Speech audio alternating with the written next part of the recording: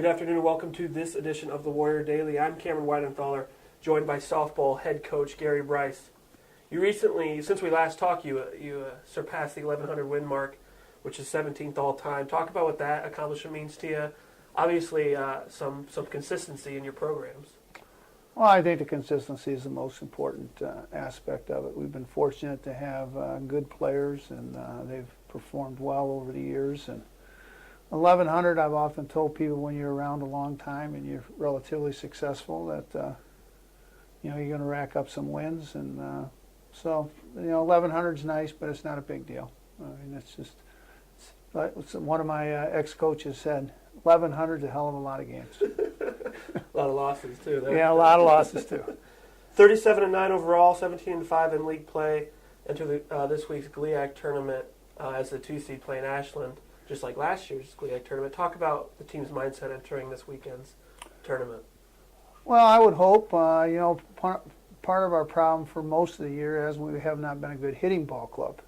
In the last week, maybe the last 10 or 12 games, ever since we played Ashland at Ashland, we started to hit the ball a little better. And if that continues, then certainly we have an opportunity to win almost every game. I'm not saying we're going to, but and Ashland will be a formidable opponent because they're ranked in the region, and certainly if they beat us, they'd think they would jump higher. So it's a tough opening game, but that's what makes the league so good.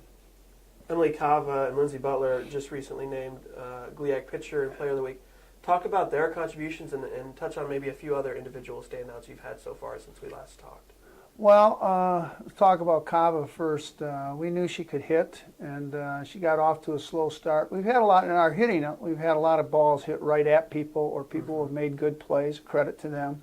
And she was one of those kids that hit the ball hard, but right at people. And all of a sudden, she caught fire, and obviously that's helped us on our winning streak that we had so far. But you have to go with our pitching. Lindsay, has won a lot of accolades during the season, and she's only lost one game in the league, and truly got beaten in that game. And but she's pitched 4 no-hitters, and like I said, she's been GLIAC Pitcher of the Week a couple times, NFCA Pitcher of the Nation one time. But Bree also has turned it around, and they're both Bree's 18-2 and Lindsay's 18-4, and Bree's only lost 2 games in the league. So if they hadn't done what they did, obviously we wouldn't finish second. And so a lot of credit goes to them, and the rest of the team did what they had to do to keep us there. Not looking too far ahead, but handicap the NCAA tournament. Talk about some of the in-region teams that you could face. Obviously, you faced a few of them early in the season in non-conference schedule. Talk about that NCAA tournament upcoming. Well, I think we have 3 or 4 teams that are very capable of going into the NCAA regional and doing well. The Great Lakes Valley has 3 really good teams, at least record-wise: Indianapolis, UMSL, University of St. Louis, and Truman State. Indianapolis' record is 39-9, and ours is 37-9, and we actually beat Indy. First game of the season. First game of the season. They're going to have to. 2 of those teams aren't going to win the tournament. Now, the difference between their league and our league is their whole league championship and automatic qualifiers tied into the league tournament, where ours, Ohio Dominican, did a nice job and won the regular season, and now our league tournament strictly for the automatic.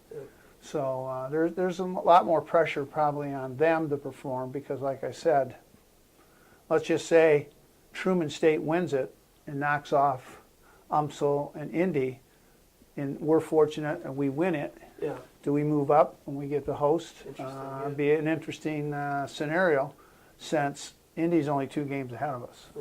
So. Should be a fun next couple of weeks. Thanks for the time, Coach, and good luck this weekend. Oh, thank you. We'll take all the luck we can get.